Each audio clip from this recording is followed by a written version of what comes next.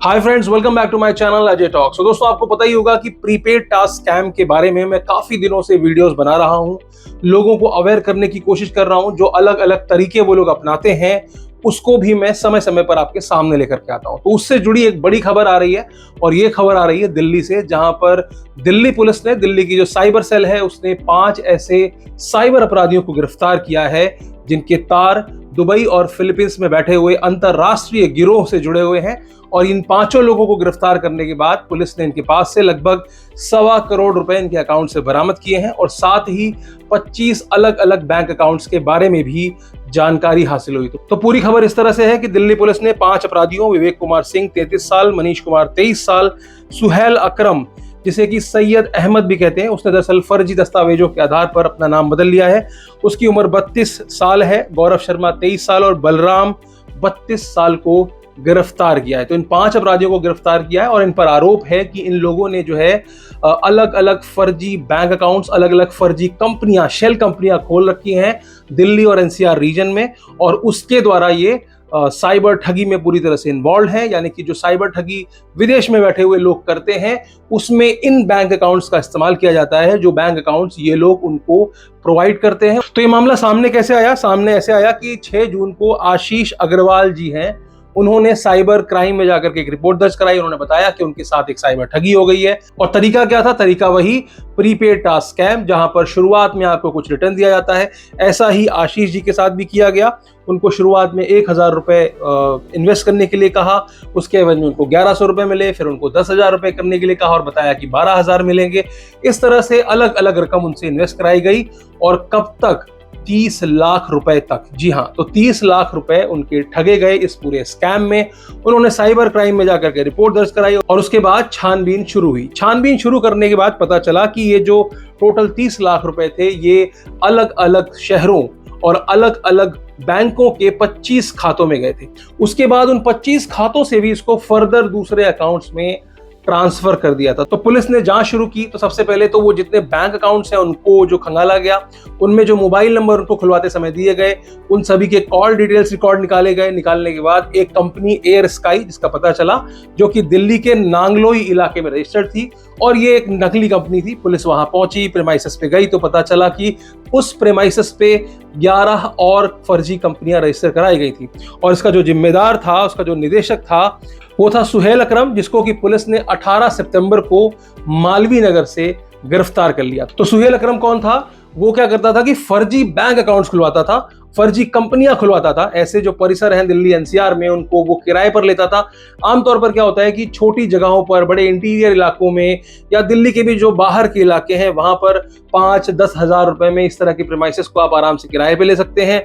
और कई बार जो मकान मालिक हैं वो भी बहुत ज्यादा छानबीन नहीं करते हैं। तो जो सुहेल नाम का व्यक्ति था, इसने गौरव शर्मा के साथ में, जो दूसरा अपराधी है गौरव शर्मा, उसके साथ मिलकर के इस तरह की तमाम फर्जी कंपनियां, शेल कंपनियां खुलवाई थी और उनके आधार पर ही इसकी गिरफ्तारी की गई। उनके पास से जो है कई नामों के साथ नकली मोहरें, कई बैंक अकाउंट्स, मतलब stamps and bank accounts, debit cards बरामद किए गए।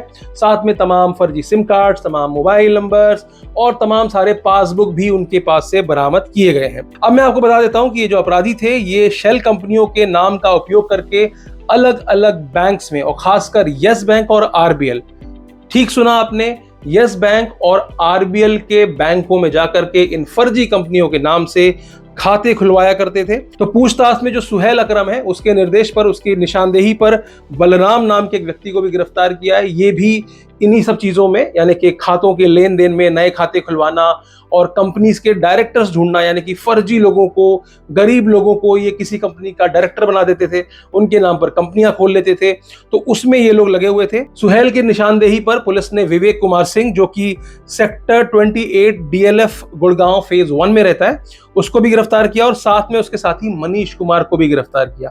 इनका क्या काम था? इनका भी मेन काम यही था। दरअसल सुहेल और जो उसकी टीम है, वो जो भी बैंक अकाउंट्स, फर्जी बैंक अकाउंट्स खुलवाती थी, उनको ला करके ये विवेक कुमार सिंह को दे देती थी। यानी कि विवेक कुमार सिंह जो है, वो इन अकाउंट्स को बाहर बैठे हुए अपने अकाउंट, यानी कि जो साइबर अपराधी हैं, जैसा कि मैंने पिछले वीडियो में भी बताया था आपको कि दुबई और चाइना, मलेशिया, कंबोडिया, फिलीपींस, इस तरह की जो कंट्रीज हैं, इस तरह के जो लोकेशंस हैं, वहां से बैठ करके साइबर अपराधी इंडिया के लोगों को निशाना बना रहे हैं। और ये विवेक कुमार सिंह जैसे लोग जो कि उनसे लिंक्डइन और टेलीग्राम से संपर्क में हैं, उनको ये बैंक अकाउंट ले जा करके देते हैं और साथ में जो कुल जमा रकम होती है उसका 3 से 4% इस विवेक कुमार सिंह को दिया जाता है। और विवेक कुमार सिंह क्या करता है, आगे जो सुहेल और जो दूसरे अपराधी गिरफ्तार किए गए हैं उनको 1.5 से 2% ये आगे पास किया करता है। तो विवेक के नाम पर ही एक माय स्वदेशी प्रोडक्ट प्राइवेट लिमिटेड, इस नाम से उसने कंपनी भी खोल रखी है।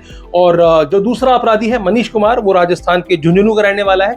उसका काम भी यही था, वो भी बैंक खातों का इंतजाम करता था। जैसा कि मैंने आपको पिछले वीडियो में बताया, लोगों को मनी म्यूल बनाना, अकाउंट्स को खरीदना और फर्जी डॉक्यूमेंट्स के आधार पर अलग अलग बैंकों में अकाउंट्स खुलवाना और फर्जी शेल कंपनियां खुलवाना, यही सब इनका काम था। अब यहाँ पर जो सुहेल अकरम, जिसकी बात हमने पहले की थी, जो सबसे पहले गिरफ्तार हुआ था, उसके बारे में बताऊं तो वो SRM यूनिवर्सिटी चेन्नई से बीटेक किया हुआ है उसने कंप्यूटर साइंस में। और उसने अपना फर्जी डॉक्यूमेंट्स के आधार पर नाम भी बदला और बदल करके अपना नाम सैयद अहमद रख लिया। उम्र है 32 साल और काम है फर्जी बैंक अकाउंट्स खुलवाना, फर्जी कंपनियां खुलवाना और उसके आधार पर अपने आकाओं को ये बैंक अकाउंट्स उपलब्ध कराना ताकि वो लोग हमारे भारतीयों को ठग सकें और भारत का पैसा ही बाहर ले जा सकें। पुलिस ने जांच के बाद बताया कि ये जो बैंक अकाउंट्स बरामद किए गए हैं, इन बैंक अकाउंट से रोजाना करोड़ों रुपए का लेन देन हो रहा था। वो अलग बात है कि अंत में सिर्फ 1.25 करोड़ रुपए ही बरामद किए गए, बाकी का पैसों का लेन देन यहाँ पर हो चुका है।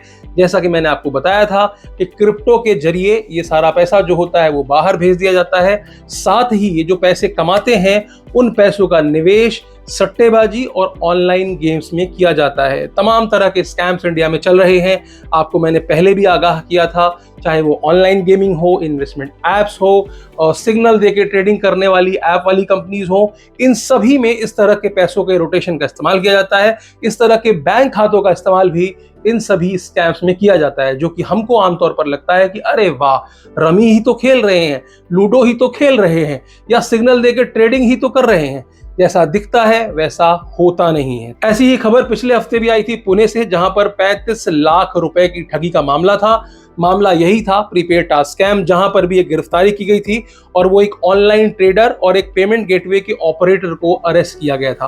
पेमेंट गेटवे का जो ऑपरेटर था उसकी जो भूमिका यही थी कि पेमेंट गेटवे प्रोवाइड करना इन फर्जी प्लेटफॉर्म्स को, और साथ में ऑनलाइन ट्रेडर जिसको गिरफ्तार किया गया था उसकी भूमिका क्या थी, क्रिप्टो करेंसी के थ्रू USDT बाय करना उन साइबर ठगी से आए हुए पैसों से, और उस पैसे को चाइना से, जी हाँ, चाइना से उसके तार जुड़े हुए थे, चाइना में बैठे अपने आकाओं को वो पैसे ट्रांसफर किए गए थे। तो ये एक और मामला आया था। ये मानता हूं कि जिनका 30 लाख रुपए का नुकसान हुआ था उनके पैसे रिकवर होंगे या नहीं होंगे, क्योंकि वो जो बैंक अकाउंट्स हैं जो पकड़े गए हैं उनसे सिर्फ 30 लाख की ठगी नहीं की गई थी, उनसे करोड़ों रुपए की ठगी गई थी। एक दिन में करोड़ों रुपए का ट्रांजैक्शन किया जा रहा था। तो आप समझ सकते हैं कि कितना बड़े लेवल पे ये स्कैम हो रहा होगा, कितने बड़े लेवल पर इन खातों से पैसों का लेन देन हुआ होगा। अब ये सब बातें तो जांच के बाद ही सामने आएंगी।